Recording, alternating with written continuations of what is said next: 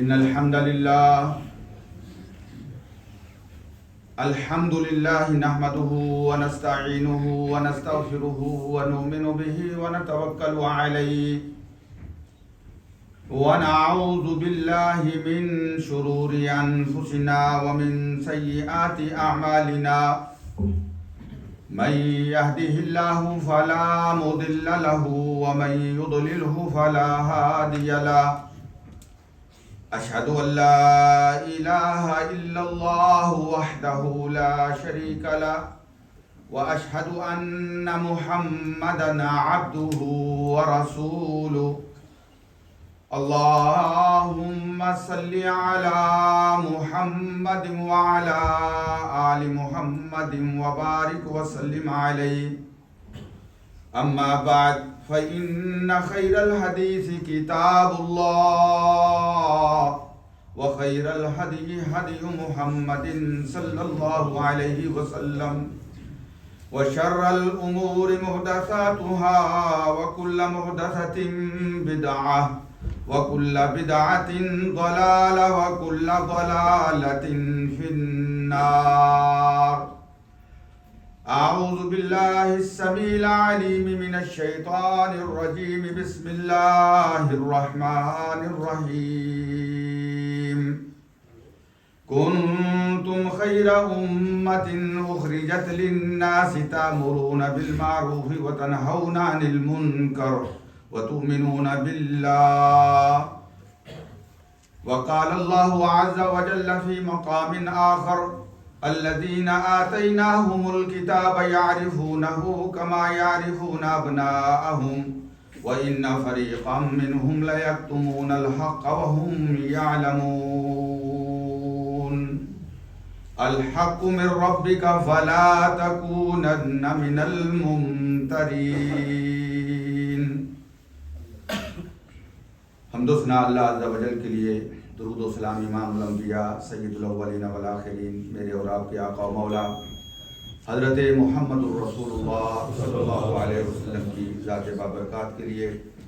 واجب الاحترام مسلمان بھائیوں اور مسلمان بہنوں، قرآن مجید کی سورہ آل عمران کی ایک آیت میں نے آپ کے سامنے تلاوت کی ہے، جس میں اللہ پاک فرماتے ہیں کنتم خیر امۃ، تم سب سے بہترین امت ہو، اخرجت للناس، جسے لوگوں کے لیے اللہ تعالیٰ نے پیدا کیا ہے، تأمرون بالمعروف، تم نیکی کا حکم دیتے ہو، وتنہون عن المنکر، اور برائی سے منع کرتے ہو، اور اللہ پہ ایمان رکھتے ہو.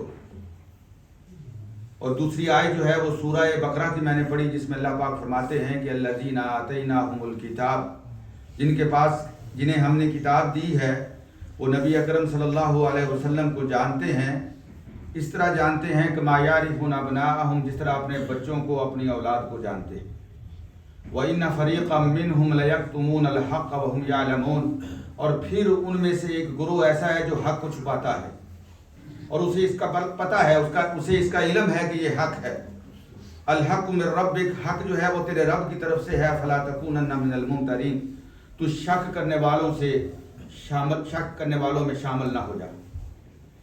میرے عزیز بھائیوں، نبی اکرم صلی اللہ علیہ وسلم کے اہل بیت اور صحابہ کرام رضوان اللہ علیہم اجمعین کے حوالے سے پچھلے 2 خطبات جمعہ میں نے چند گزارشات عرض کی تھی، اور میں نے عرض کیا تھا کہ ہم اللہ وحدہ لا شریک کو گواہ بنا کے اس بات کا اعلان کرتے ہیں کہ ہم اللہ کے نبی صلی اللہ علیہ وسلم کے سارے صحابہ سے محبت کرنے والے ہیں، اور ہم ان کی تعریف کرنے والے ہیں، اور جو جس چیز کے وہ لائق ہیں، جو تعریف، توصیف اور ثنا جس کے وہ لائق ہیں، وہ ہم ان کو پیش کرتے ہیں، اور ہر اس طریقے سے ہم اپنے آپ کو بری قرار دیتے ہیں جو گمراہوں کا راستہ ہے، بھولے ہوئوں کا راستہ ہے، بھٹکے ہوئوں کا راستہ ہے.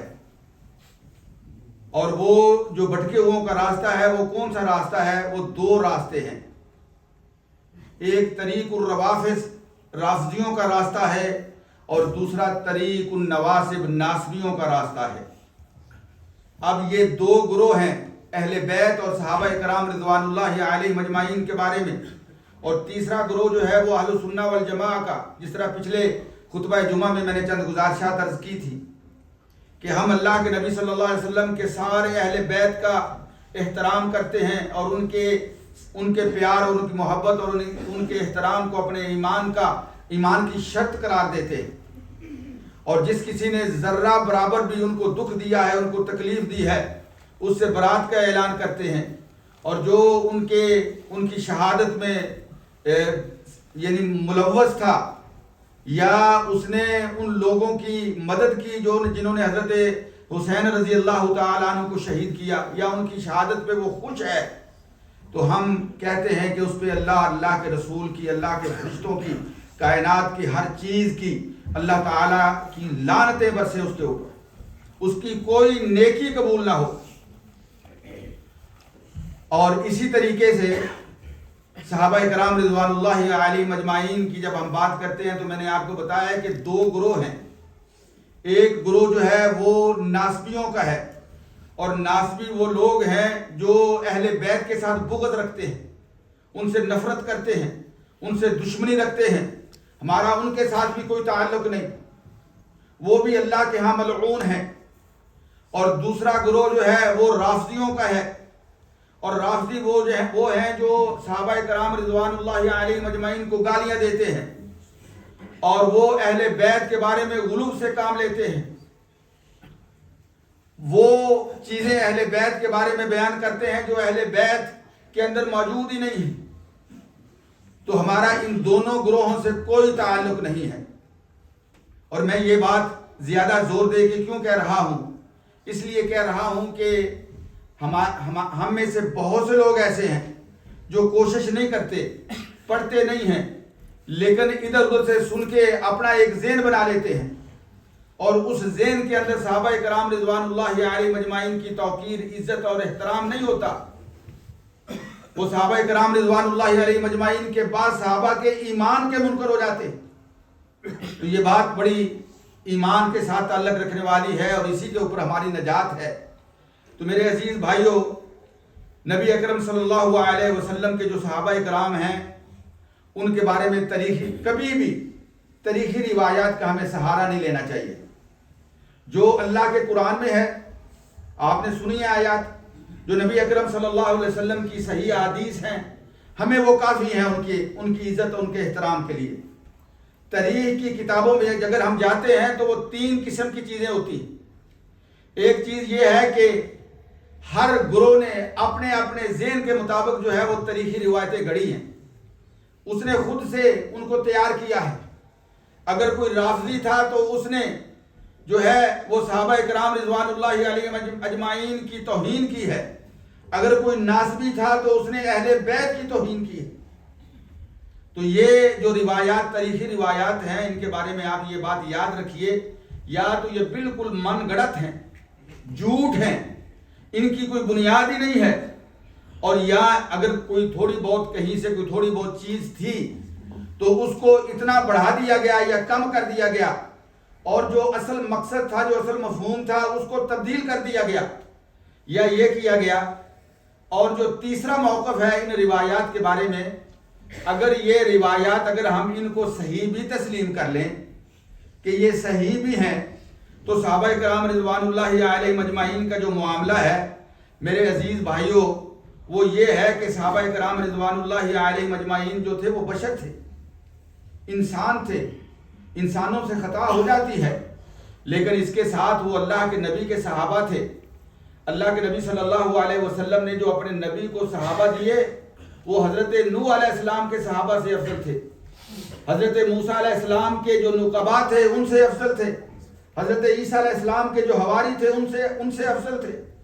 وہ سب سے افضل ترین مخلوق تھے نبیوں کے بعد اس کائنات کے اندر، جو حضرت نبی اکرم صلی اللہ علیہ وسلم کو ساتھی دیے گئے۔ اور اللہ کا قرآن یہ کہتا ہے کہ ان الحسنات یذہبن السیئات، کہ جب بندہ کوئی گناہ کرتا ہے تو گناہ کے بعد جب نیکی کرتا ہے تو وہ نیکی اس کے گناہ کو ختم کر دیتی ہے۔ نیکیاں جو ہیں وہ گناہوں کو لے جاتی ہیں، ختم کر دیتی ہیں۔ یا بندہ توبہ کر لیتا ہے، یا بندہ کوئی ایسا عمل کر لیتا ہے کہ جو عمل اللہ کے ہاں اتنا عظیم ہو جاتا ہے کہ اس کے بعد اللہ پاک اس بندے کی پکڑ ہی نہیں کرتا۔ اللہ پاک اس بندے کی پکڑ ہی نہیں کرتا۔ اللہ اکبر۔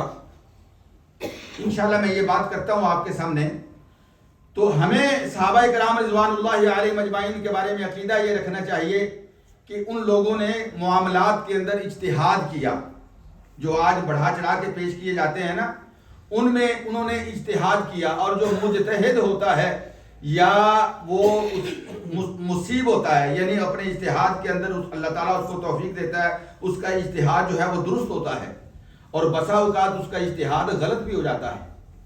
اگر وہ اپنے اجتہاد کے اندر مصیب ہو، اس کا اجتہاد درست ہو، تو فلاح اجران، اس کو ڈبل اجر ملتا ہے۔ وَإِن كَانَ مُخْطِئٌ، اگر اپنے اجتہاد میں وہ غلطی کرنے والا ہے، فَلَهُ أَجْرٌ وَاحِدٌ، اسے اجتہاد کا اجر مل جائے گا، اور غلطی سے اللہ پاک درگزر کر دیتے ہیں۔ صحابہ کرام رضوان اللہ علیہم اجمعین کے بارے میں ہمارا یہ ایمان ہونا چاہیے۔ اور میرے عزیز بھائیو، صحابہ کرام رضوان اللہ علیہم اجمعین میں سب سے افضل ترین ہستی جو ہے بے اتفاق امت، وہ حضرت ابوبکر صدیق رضی اللہ تعالی عنہ کی، اور حضرت ابوبکر صدیق کے بعد حضرت عمر ہیں، اور پھر جو ہے علماء کا اختلاف ہے، کچھ لوگ کہتے ہیں کہ حضرت علی ہیں، اور کچھ کہتے ہیں حضرت عثمان ہیں، اور ہم یہ کہتے ہیں کہ جس طرح خلفائے اربعہ، جس طرح خلافت راشدہ کی ترتیب ہے، سب سے پہلے خلیفہ ابو بکر، اس کے بعد عمر، ثم عثمان، پھر اس کے بعد عثمان، ثم علی، پھر اس کے بعد علی المرتضی رضی اللہ تعالی عنہ۔ یہ ترتیب، اسی ترتیب کے حساب سے صحابہ کرام کا جو ہے وہ مقام و مرتبہ ہے۔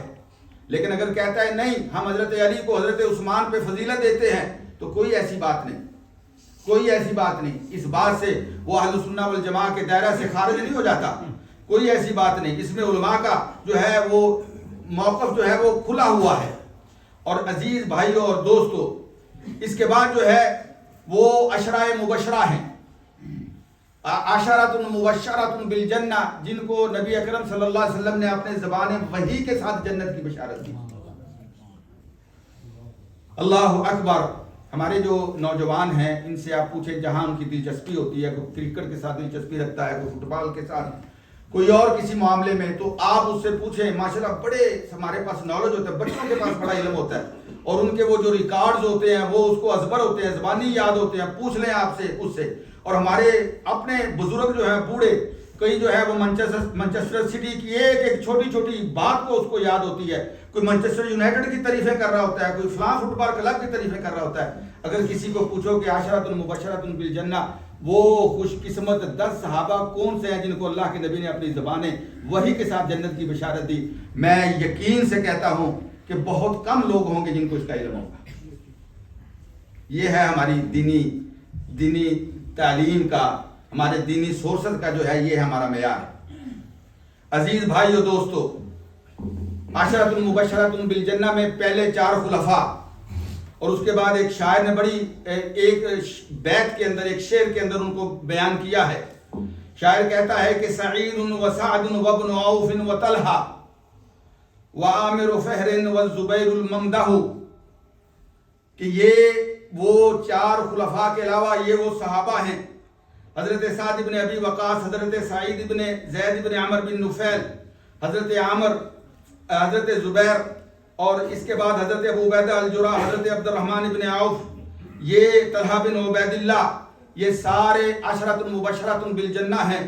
صحابہ کرام رضوان اللہ علیہم اجمعین میں خلفائے اربعہ کے بعد سب سے زیادہ افضل لوگ یہ ہیں۔ اور اس کے بعد جو ہے وہ اہل بدر ہیں، وہ صحابہ کرام رضوان اللہ علیہم اجمعین جنہوں نے جنگ بدر کے اندر شمولیت اختیار کی۔ رسول اللہ سے ان کی تعداد 313 یا کم و بیش، جنہوں نے رسول اللہ صلی اللہ علیہ وسلم کے ساتھ مل کر اسلام کا پہلا معرکہ لڑا، وہ لوگ ہیں۔ اور وہ کیسے لوگ تھے؟ اللہ اکبر۔ نبی اکرم صلی اللہ علیہ وسلم نے پروگرام بنایا کہ ہم نے جو ہے وہ مکے جو ہے وہ جانا ہے، مکے جو ہے وہ جانا ہے، مسیر النبی صلی اللہ علیہ وسلم الی مکہ، اور اس کو خفیہ رکھا، سیکرٹ رکھا۔ اور ایک صحابی تھے حاتب ابن ابی بلتعہ رضی اللہ تعالی عنہ، ان کے اپنے عزیز و اقارب رشتہ دار، حتیٰ کہ ان کے بچے مکہ میں تھے۔ نبی اکرم صلی اللہ علیہ وسلم نے صحابہ سے کہا کہ یہ ان تک خبر پہنچنے نہ پائے۔ حاتب ابن ابی بلتعہ سے غلطی ہو گئی، انہوں نے کہا کہ اگر میں ان کو بتاؤں گا ہو سکتا ہے وہ میرے گھر والوں سے اچھا سلوک کریں۔ انہوں نے ایک عورت کو لیٹر لکھ کے دیا اور نبی صلی اللہ علیہ وسلم کے اس راز کو، اس سیکرٹ کو جو ہے وہ اس میں لکھ دیا کہ تمہارے اوپر جو ہے وہ حملہ ہونے والا ہے۔ نبی اکرم صلی اللہ علیہ وسلم کو اللہ تعالیٰ نے وحی کے ذریعے بتا دیا کہ آپ کا جو سیکرٹ تھا، اس طرح ایک عورت کو لیٹر دیا گیا، وہ لے کے جا رہی ہے اور جا کے مکے والوں کو دے دے گی۔ تو نبی اکرم صلی اللہ علیہ وسلم کو اللہ نے بتا دیا۔ اللہ کے بتانے پہ نبی اکرم صلی اللہ علیہ وسلم نے حضرت علی ایک اور صحابی کو بھیجا کہ جاؤ اس عورت کو پکڑ کے لاؤ، اس کے پاس لیٹر ہے، لے کے آؤ۔ وہاں پہنچے، اسے کہا کہ تیرے پاس لیٹر ہے؟ وہ کہنے لگی نہیں۔ کہا کہ اللہ کے نبی جو سب سچوں سے بڑھ کے سچے ہیں، انہوں نے کہا ہے لیٹر تیرے پاس ہے، بتاؤ۔ وہ کہنا ہم تم سے لے لیں گے۔ تو اس نے اپنے بالوں کے پیچھے سے وہ لیٹر نکال کے دیا، اور جب وہ لیٹر اللہ کے نبی صلی اللہ علیہ وسلم کے پاس آیا تو اللہ کے نبی نے حضرت حاطب ابن ابی بلتہ کو بلایا، کہا حاطب یہ کیا کیا ہے؟ حاطب کا سر جھکا ہوا ہے۔ حضرت عمر بن خطاب رضی اللہ تعالی عنہ کھڑے ہوتے، یا رسول اللہ مجھے حکم دے اس منافق کی گردن اتار دو، اس نے اپنے آپ کے راز کو جو ہے وہ افشاں کیا ہے، میں اس کی گردن اتار دیتا ہوں۔ نبی اکرم، میں آپ کو بتانا یہ چاہتا ہوں کہ وہ لوگ تھے کہ ان کی نیکیاں اتنی عظیم تھی کہ نیکیوں کے سامنے ان کے گناہ کوئی حیثیت ہی نہیں رکھتے تھے۔ نبی اکرم صلی اللہ علیہ وسلم نے فرمایا عمر تم نہیں جانتے کہ حاطب وہ ہے جس نے بدر کے اندر شمولیت اختیار کی تھی، اور اہل بدر کے لیے اللہ رب العزت نے اطلع اللہ علی اہل بدر، اللہ تعالیٰ نے اہل بدر کو دیکھا اور دیکھنے کے بعد کہا کہ اے میرے اسلام کے پہلے لشکر، اے میرے نبی کے مجاہدوں، اے میرے نبی کے ساتھیوں، اے میرے نبی کے سپاہیوں، جاؤ میں تمہیں دیکھ رہا ہوں اور تمہارے ساتھ یہ وعدہ کرتا ہوں قد غفرت لکم، کہ اب جو اعملوا ما شئتم، جو چاہو عمل کرتے رہو، قد غفرت لکم، میں نے تمہارے سارے گناہ معاف کر دیے ہیں۔ جب اللہ رب العزت نے حاطب ابن ابی بلتہ کا سارے گناہ معاف کر دیے ہیں تو میں کیسے تمہیں یہ اجازت دے سکتا ہوں کہ تم حاطب کی گردن اتار دو؟ اللہ اکبر۔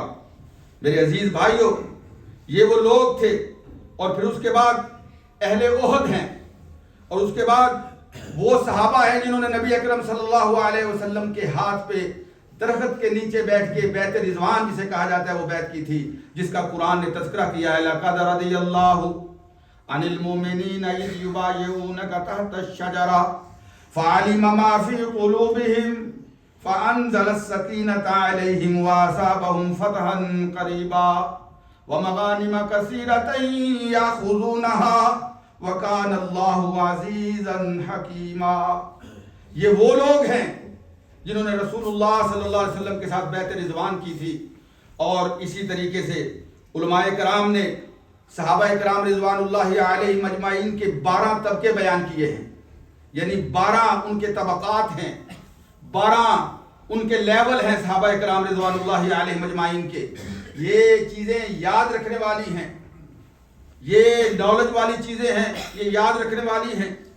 اور سب سے پہلے طبقہ جو ہے صحابہ کرام کا فضیلت کے اعتبار سے وہ لوگ ہیں جنہوں نے مکے میں رسول اللہ صلی اللہ علیہ وسلم کے ہاتھ پہ اسلام قبول کیا، اور وہ اولین سابقین میں سے تھے، جس طرح حضرت ابو بکر ہیں، حضرت عمر ہیں، حضرت عثمان، حضرت علی اور دیگر صحابہ کرام جنہوں نے سب سے پہلے رسول اللہ صلی اللہ علیہ وسلم کے ہاتھ پہ مکے میں جو ہے اسلام قبول کیا۔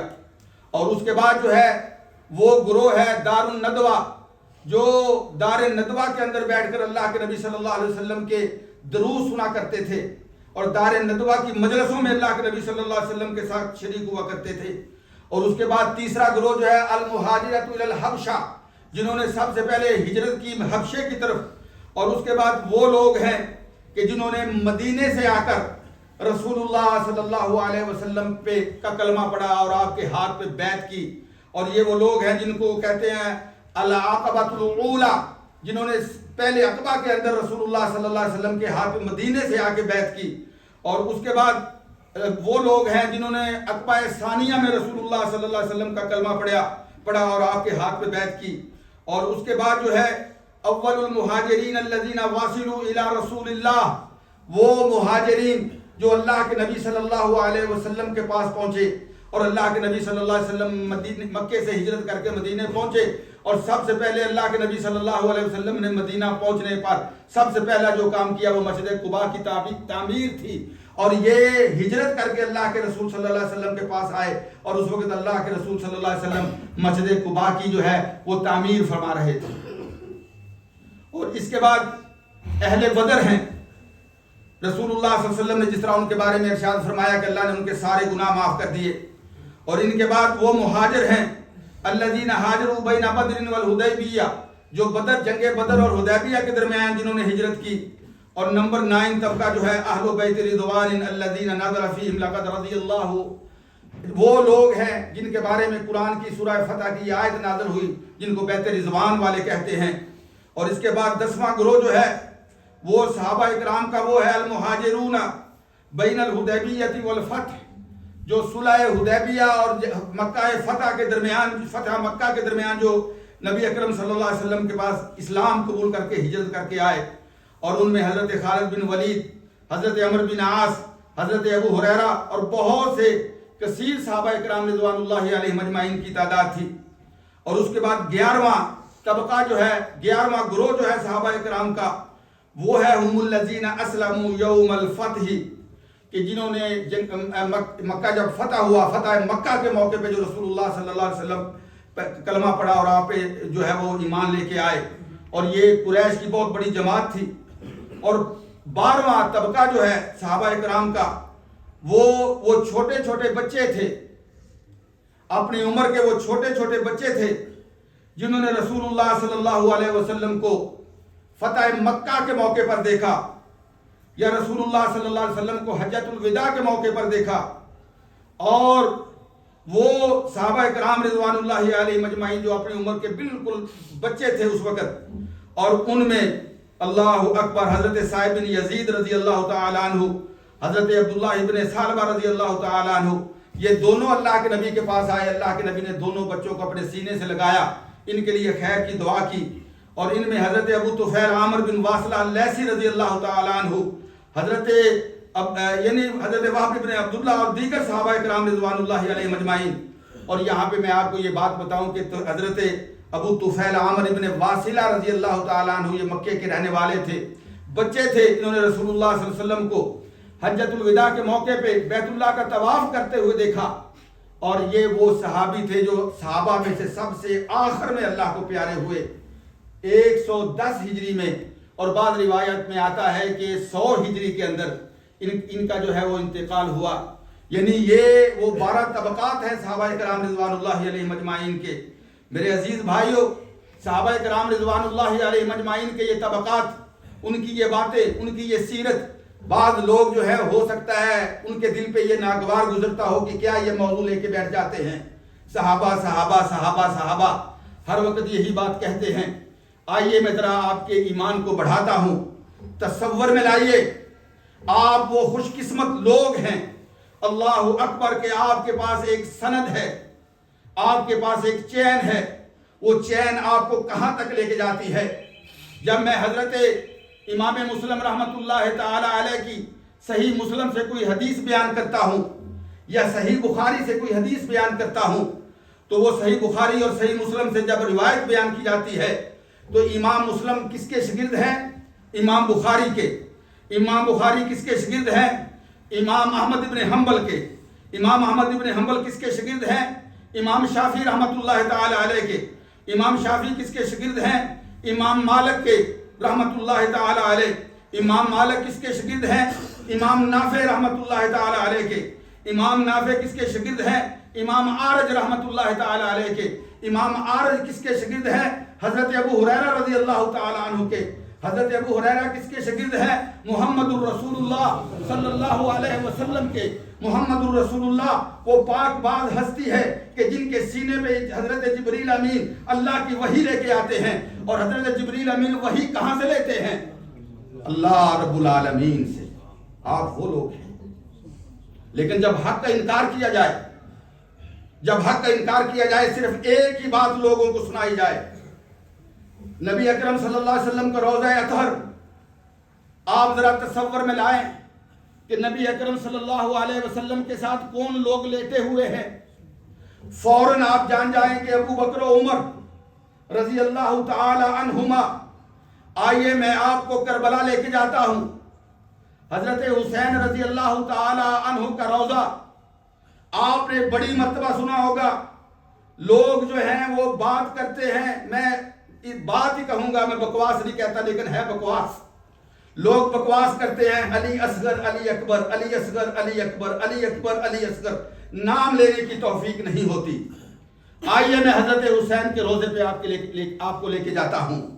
حضرت حسین رضی اللہ تعالی عنہ کے ساتھ جو لیٹے ہوئے ہیں، وہاں بھی دو ہستیاں ہیں۔ یہ کہتے ہیں ایک علی اکبر ہے، ایک علی اصغر ہے۔ ان سے پوچھو، اپنی کتابیں پڑھیں، کشف الغمہ پڑھیں، بہار الانوار پڑھیں، امالی پڑھیں، کوئی کتاب پڑھ کے دیکھیں، آپ کو ملے گا کہ جب علی اکبر کہتے ہیں تو اس سے مراد حضرت ابو بکر ہے، ابو بکر بن علی، اور جب علی اصغر کہتے ہیں تو اس سے مراد عمر بن علی رضی اللہ تعالی عنہ ہے۔ ادھر محمد الرسول اللہ صلی اللہ علیہ وسلم کی قبر مبارک کے ساتھ دو قبریں ابو بکر و عمر کی، اور وہاں پہ دو قبریں، نام لینا ان کو نصیب نہیں ہوتا، اس لیے کہ اس سے لوگ جو ہیں لوگوں میں نفرت پیدا نہیں ہوتی، لوگ اسلام سے متنفر نہیں ہوتے، صحابہ کا بغض لوگوں کے دلوں میں داخل نہیں ہوتا، لوگ ابو بکر و عمر و عثمان و علی کو گالیاں نہیں دیتے، ازواج مطہرات کو گالیاں نہیں دیتے، اس لیے ان کا مقصد پورا نہیں ہوتا۔ حالانکہ قرآن یہ کہتا ہے کنتم خیر امت، جب قرآن کا مخاطب سب سے پہلے کون تھا؟ وہ صحابہ کرام تھے۔ قرآن ان کو سرٹیفکیٹ دیتا ہے کہ تم کائنات کے بہترین لوگ ہو۔ رسول اللہ صلی اللہ علیہ وسلم انہیں سرٹیفکیٹ دیتے ہیں خیر الناس کرنی، سب سے بہترین زمانہ میرا زمانہ ہے۔ آئیے ایک لمحے کے لیے میں آپ کو ان لوگوں کا آپس میں پیار کیسا تھا، یہ کیسے ممکن ہو سکتا ہے کہ ان کی نفرت کو بنیاد بنا کر لوگوں کے دلوں کے اندر جو ہے وہ صحابہ کرام رضوان اللہ علیہ مجمعین سے بغض اور عداوت پیدا کی جائے۔ ان کا معاملہ کیا تھا؟ رسول اللہ صلی اللہ علیہ وسلم کی ازواج مطہرات میں ایک بیٹی حضرت ابو بکر کی عائشہ رضی اللہ تعالی عنہ، ایک بیٹی حضرت عمر کی حفصہ رضی اللہ تعالی عنہ، اور ایک بیٹی ابو سفیان کی رملہ رضی اللہ تعالی عنہ، اور نبی اکرم صلی اللہ علیہ وسلم کے جو داماد تھے، اللہ اکبر، نبی اکرم صلی اللہ علیہ وسلم کے دامادوں میں حضرت علی، حضرت عثمان، حضرت علی کی بیوی حضرت فاطمہ، حضرت عثمان کی بیوی پہلے حضرت رقیہ، وہ فوت ہو گئی، پھر حضرت ام کلثوم، اور ایک اور داماد تھے جن کا نام تھا ابو العاص، یہ بھی بنو امیہ سے تھے، ان کی بیوی حضرت زینب، اور انہی کی بیٹی کے ساتھ، ابو العاص کی بیٹی کے ساتھ حضرت علی رضی اللہ تعالی عنہ نے بعد میں شادی کی۔ میرے عزیز بھائیوں، نبی اکرم صلی اللہ علیہ وسلم کے بعد حضرت علی رضی اللہ تعالی عنہ کی بیوی حضرت فاطمہ، جب حضرت فاطمہ اللہ کو پیاری ہو گئی تو نبی حضرت علی المرتضیٰ رضی اللہ تعالی عنہ نے شادی کی، کس کے ساتھ؟ حضرت اسماء بنت امیس کے ساتھ۔ اسماء بنت امیس کون تھی؟ حضرت ابو بکر کی بیوہ، جو حضرت ابو بکر کی بیوی تھی، ان کی بیوہ، ان کے ساتھ شادی کی۔ اللہ اکبر۔ اور میرے عزیز بھائیوں، حضرت علی کے جو داماد تھے ان میں حضرت عمر رضی اللہ تعالی عنہ، نبی حضرت علی المرتضیٰ نے اپنی بیٹی کی شادی کی حضرت عمر رضی اللہ تعالی عنہ کے ساتھ، جن کا نام ام کلثوم تھا، اور دوسرے داماد حضرت علی رضی اللہ تعالی عنہ کے جن کو بہت زیادہ گالیاں دی جاتی ہیں، اللہ اکبر، ان کا نام تھا معاویہ بن مروان بن الحکم، ان کا نام تھا معاویہ، یہ حضرت علی کے داماد تھے۔ وقت ختم ہو گیا، حضرت حسین ابن علی رضی اللہ تعالی عنہ، حضرت حسین ابن علی رضی اللہ تعالی عنہ نے جو شادیاں کی، ان کی بیویوں میں سے ایک بیوی جن کا نام تھا لیلا، اور یہ لیلا کون تھی؟ یہ حضرت میمونہ کی بیٹی تھی، اور حضرت میمونہ کون تھی؟ ابو سفیان کی بیٹی، حضرت ابو سفیان کی بیٹی، اللہ اکبر۔ اور حضرت حسین رضی اللہ تعالی عنہ کے دامادوں میں سے ایک داماد جو تھا ان کا نام تھا عبداللہ بن عمر بن علی بن عثمان بن عفان، یعنی حضرت عثمان بن عفان کا پوتا، حضرت عثمان بن عفان کا پوتا حضرت حسین کا داماد تھا۔ تو یہ کیسے ہو سکتا ہے؟ قرآن تو یہ کہتا ہے أَتَأْمُرُونَ النَّاسَ بِالْبِرِّ وَتَنْسَوْنَ أَنفُسَكُمْ، کہ یہ لوگوں کو تو تم نیکی کا حکم دیتے ہو، اپنے آپ کو بھول جاتے ہو۔ اگر ان کی آپس میں نفرتیں تھیں، لڑائیاں تھیں، جھگڑے تھے، اور ان کے یہ معاملات تھے، تو پھر یہ کیسے ہو سکتا ہے کہ یہ آپس میں ایک دوسرے کے ساتھ شادی کرے؟ کوئی بے غیرت سے بغیرت انسان بھی اپنی بیٹی کسی بے غیرت کو دینے کے لیے تیار نہیں ہے، کسی بے دین کو دینے کے لیے تیار نہیں ہے. اور یہ نبی اکرم صلی اللہ علیہ وسلم کے اہل بیت اتنے پاک باز ہستیاں جو ہے یہ اپنی بیٹیاں ایسے ان لوگوں کو تھما دیں؟ یہ کیسے ممکن ہو سکتا ہے؟ لیکن تھوڑی سی تحقیق کی ضرورت ہے، اور الحمدللہ آپ کے پاس تحقیق موجود ہے. جس طرح میں نے آپ کو امام مسلم سے اٹھایا ہے، رب العالمین تک پہنچایا ہے، امام بخاری سے اٹھایا ہے، رب العالمین تک پہنچایا ہے، اس طرح ہماری ہر بات کی ایک دلیل ہے. بغیر دلیل کے کوئی بات ہم ماننے کے لیے تیار نہیں ہیں. دلیل قل ہاتوا برہانکم ان کنتم صادقین، کوئی دلیل لے کے آؤ اگر تم سچے ہو. اگر دلیل نہیں ہے تو تم ان کو جو کچھ سناتے رہو، لیکن ہم ماننے کے لیے تیار نہیں ہیں. ہم تو یہ کہتے ہیں کہ کنتم خیر امۃ اخرجت للناس تأمرون بالمعروف وتنہون عن المنکر اولئک اصحاب الجنہ اولئک هم الفائزون اولئک هم الراشدون. یعنی ان کے بارے میں قرآن کی بے شمار قرآن کی شہادتیں موجود ہیں. صحابہ کرام رضوان اللہ علیہم اجمعین کے بارے میں اللہ ہمیں صحابہ کے ساتھ پیار نصیب فرمائے، ان کا احترام، ان کی عقیدت نصیب فرمائے، اہل بیت کا احترام، ان کی عقیدت نصیب فرمائے، اسے اپنا ایمان کا حصہ بنانے کی توفیق عطا فرمائے.